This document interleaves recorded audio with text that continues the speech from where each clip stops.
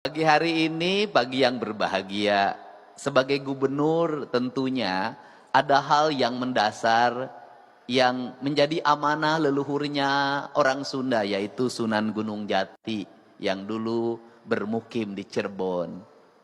Sampai ada azan namanya adzan pitu.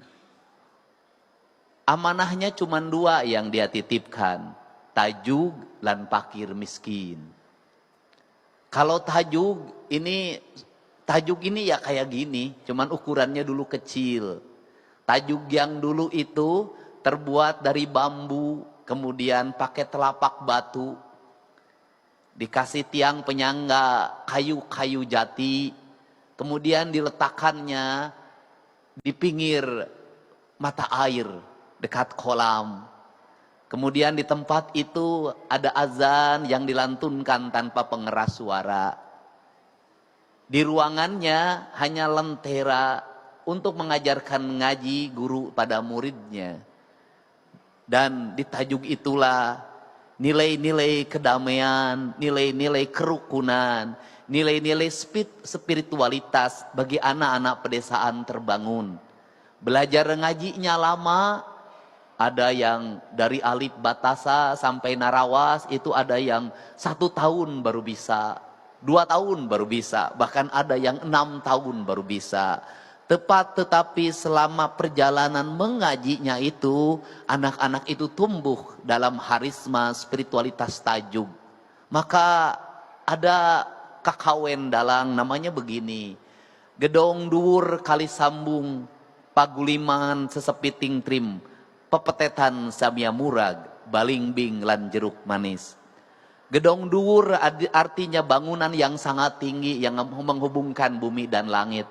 Maka orang Sunda meletakkan di atasnya menara disebutnya, yaitu yang menjadi penghubung antara bumi dan langit.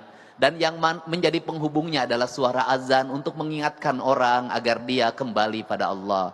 Cuman sayang, bagi masyarakat Jawa Barat kalau suruh kembali pada Allah rata-rata bilangnya innalillahi wa inna ilaihi rajiun. Ya Allah, aku jangan dulu menghadap hari ini. Dan dianggapnya orang yang menghadap Allah itu adalah orang yang mati. Padahal orang yang menghadap Allah itu adalah orang yang hidup. Dan orang yang tidak menghadap Allah adalah orang-orang yang mati. Sesungguhnya panggilan azan itu adalah panggilan untuk orang agar kematian berubah jadi kehidupan. Mati telinganya, mati tangannya, mati hidungnya, mati matanya, mati lidahnya, mati hatinya. Maka suara azan itu mengingatkan dia untuk segera kembali hidup agar telinganya hidup, matanya hidup, hidungnya hidup, lidahnya hidup, dan kematian matinya hidup. Kata orang Sunda itu, jaga panon ku awasna, jaga celi ku danguna, jaga irung ku angsena, jaga letah ku ucapna, jaga hate ku ikhlasna. Maka masjid itu sesungguhnya merupakan sumber dari kehidupan dan tempat untuk menghidupkan orang-orang yang mati. Maka orang-orang yang bersujud adalah orang-orang yang hidup. Orang-orang yang tidak pernah bersujud itu adalah orang-orang yang mati. Maka di kaidahnya pengikut talkinnya Abah Anom pasti diajarkan untuk ditalkinan. Maka talkin itu diberikan, diperdengarkan pada orang-orang yang hidup tapi tidak punya kesadaran agar dia mengerti kehidupan. Di kita juga ada tradisi talkin dibacakan ketika orang sudah mati agar dia mendengar menuju kehidupan yang abadi. Dua-duanya sama. Semoga Masjid Darussalam ini menjadi masjid tempat berkumpulnya orang-orang yang hidup, bukan orang-orang yang mati. Karena orang hidup, maka saya sampai pada tingkatan yang kedua, yaitu di masjid itu dititipkan fakir miskin. Maka di masjid itu dititipkan fakir miskin, kesadaran kolektif yang kedua.